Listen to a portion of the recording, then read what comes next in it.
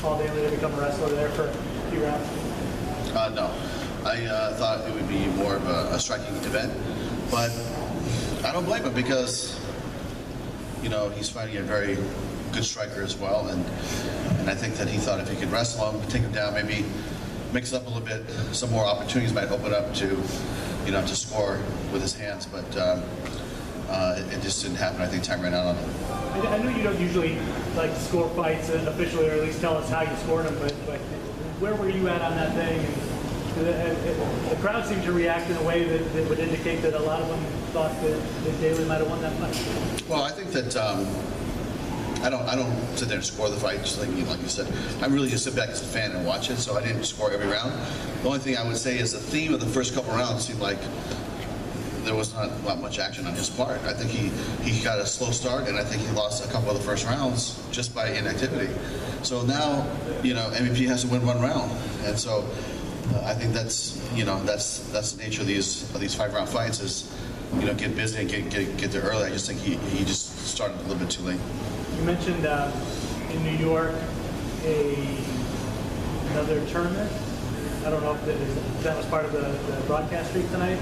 Oh, I'm not sure what they said about that, but okay. Do you have any announcement on that? No. What the division could be? No. We have we have a great welterweight tournament. We just finished our heavyweight tournament. We are not going to be doing multiple tournaments at the same time, but I think that we talked about going lighter, maybe the featherweight division. It hasn't been 100% confirmed, but I think that right around September we have something to launch for the fall. Obviously, a great atmosphere here today.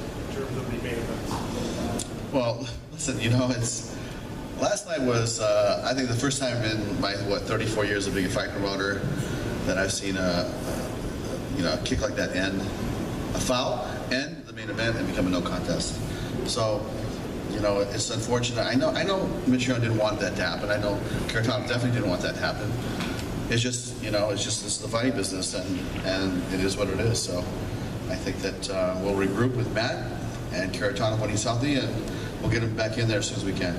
Obviously a great atmosphere here tonight. Do you feel make up kind of for last night, ending on a bit of a down note? Yeah, I think, listen, today we had some great fights. And last night we had a couple great fights. But, it's, I feel like, we've been on a roll with Hawaii and then all the great fight cards we've had. And last night was, to me, it was an okay night. It didn't end well, but we had a couple good fights. On the first two, I would say, televised portion of the card, I think they were pretty good. We got to take a good look at some of those athletes. And then today, I enjoyed a lot of the fights. And, I know some of the fighters feel a certain way, or some of the journalists feel a certain way, but, it's, you gotta respect the judges, let the commission do their job, and, that's the ruling. The heavyweight Grand Prix having finished up, Bader having the belt, and then we saw Minakov and Congo tonight. It might have surprised a few people, but is Congo the man going forward at this point? Congo is the number one contender. That is the number one contender fight, and he will be fighting Ryan Bader at some point, maybe summertime. Scott, fans love a rivalry. We love heavyweights. One of the biggest rivalry in MMA history is Fedor and Crow Cop. It's been a long time since both have been under the same banner. Any chance we get that rematch before they retire? That's something that I'll have to sit down and talk to Fedor about. I haven't talked to him since, the fight in LA. But, I always said, look, if he wanted to do one in Russia or fight one in Japan, before, he moved on and retired, I think that'd be something that'd be a lot of fun to do for us. And especially if he wanted to do it in Moscow. And I know Mirko wants to revenge that fight. He's told me personally. His management has repeatedly asked me about it. But it's something that I've talked to Fedor about. Scott, once again, the women's steel show this past weekend. You had Amanda Bell, Amber Lieberrock. You had, of course, Valerie Loureda. You also had Lindsey Van Zandt. I know she's been pushing heavily for Bellator to get an Atomweight division. Is that something you consider? Now that you know that you have these whole division of women who can fight, can talk, and especially a woman like Lindsey Van Zandt who wants to be part of Bellator? Yeah, you know what? Our job is to continue to build the female divisions because that's our commitment. And when we said we're going to start putting on female fights, which is, come on, you guys know, it's like that's been part of my history from back in Strikeforce. And even before that with Strikeforce Kickboxing, I think the first female fight I put on might have been like 1987, you know? So it's nothing new, and I've always felt like, look, in the martial arts school, there's people training right next to you females, so why can only men compete? It was really a restriction by the California State Athletic Commission that didn't allow it to happen on the first fight. Back in 2006 when Frank fought Gracie and Kung Lee fought the inaugural fight of Strikeforce. So we've been the biggest supporter of female mixed martial arts. People can say, hey, we did this, we did that, but hey, we were the originators and we were the creators of the female division in MMA. Scott, you mentioned thinking about stuff for the summer, and in the fall you talked about trying to get back to New York City. Is that something you're still thinking about? Yeah, we actually met with the Garden earlier this week, and we're just trying to get a lineup, a date, and that's really what it comes down to. Like, we got some great fights to bring here. I don't want to talk about the fights, but they're sizable names, and if we come to New York, we got to come big. So, you know, we're trying to work it out with the Garden right now. Another one on locations. Obviously, you got Rory, you got Julia Budd. Any update on coming back to Canada? Yeah, I mean, Canada is a little bit tricky because the venue there in Toronto where we would go is very busy, and that's been the big problem. But I don't think the fight with Rory fighting John, and if Rory wins, and his continuation of the tournament will probably be in June. That's a possibility, but most likely it'll end up maybe in New York or LA. Scott, you're in Connecticut a lot. Big star in Connecticut, big star in MMA, Nick Newell. He's a free agent. Any interest in signing him? I mean, we got to talk with our guys, and there's just, you know, right now we have so many fighters under contract. There's only so many TV slots. I have a lot of respect for the kid. I think he's done a great job, and really it just comes down to bandwidth and the TV slots that we have, and that's, you know, and we had a conversation internally with our guys. Really, it came down to, you know, we have so many fighters under contract. We got to give these guys the first shot, and that was the decision. Protocol, was that a one-fight deal today, or did you have a second contract? I know we're talking about the fatal protocol down the road. What does it look like? It's a one-fight thing, and then you're going to renew it, or you sign for a fight? Yeah, you know, I'm silent because honestly I can't remember. So I'll have to go back and check it out. But listen, he fights for, he's been fighting for Ryzen, and that's fine. And so we're sending King over there in April. And Horiguchi's going to come here fight DC at some point in the summertime. So we have a good relationship, and so, you know, I'll have to research that question. Speaking of local stars, last night Mike Kimball suffered his first pro loss. We haven't had the chance to talk to you since that event. What were your thoughts? You know, where do you think he goes from here? And then also John Duma, I believe he was on a one-fight deal with you. Will we see him back in the Bellator cage? Yeah, I'm sure my guys are talking to him, and you know, hopefully they have some options on him. But Kimball is, I think he's a talented kid. I think he still has a great future.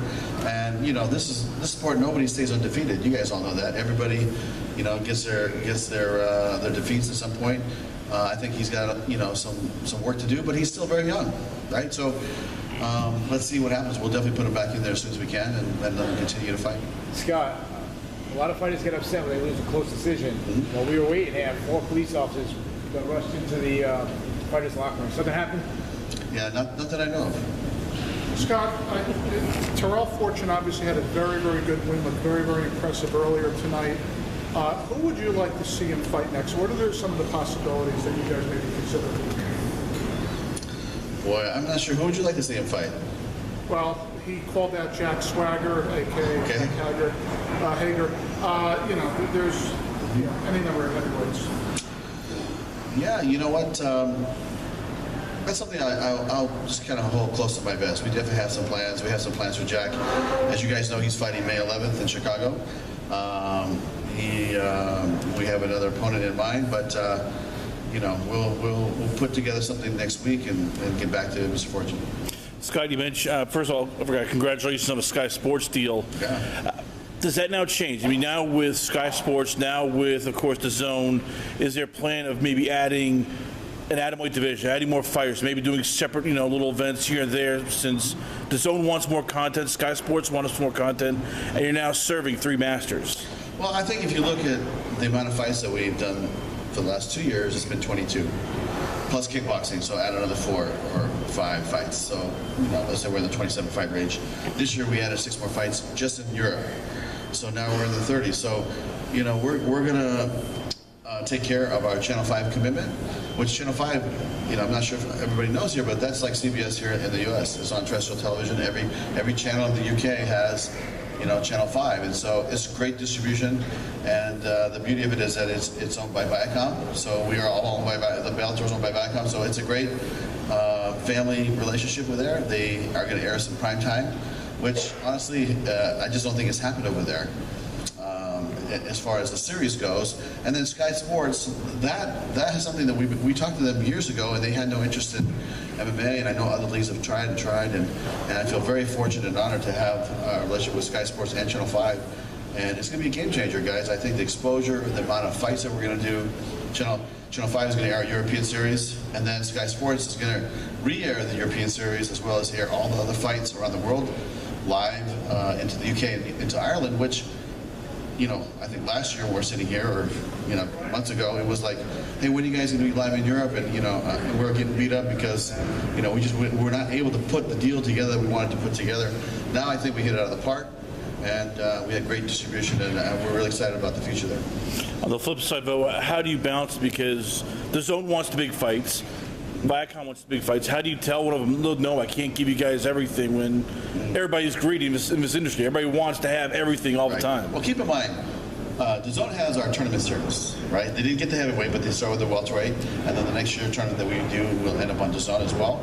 But they also simulcast all of our Paramount fights. So they do have those other 15 fights that we have at Paramount.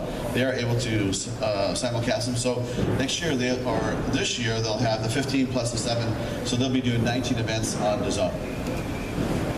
Scott, we were talking about the division before. Great stats that they want to Julia Budd or already teasing comeback at Bellator. Yeah, I mean, I talked to Tony today about Julia getting her busy.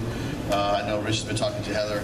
And keep in mind, we have, you know, our two consistent divisions, but, you know, I'm not opposed to creating super fights in different weight classes for females. So if it works out and we have a great 115-pounder or, you know, a 110-pounder, I mean, we'll put her in some fights, and they could just be super fights. It doesn't have to be in our two specific weight classes that we have. Thank you, guys. Thank you, Scott.